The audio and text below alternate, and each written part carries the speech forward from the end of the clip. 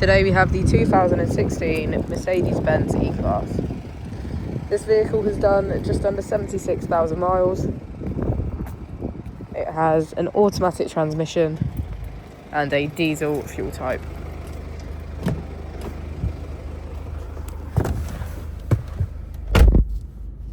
To the left of our steering wheel, we have voice control as a feature, as well as cruise control and our keyless ignition.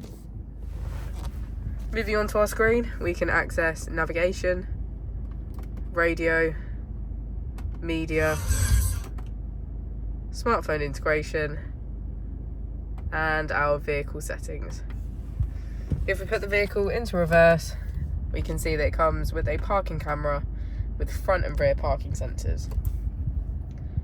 Just below our screen, we have our AC with heated seats on either side.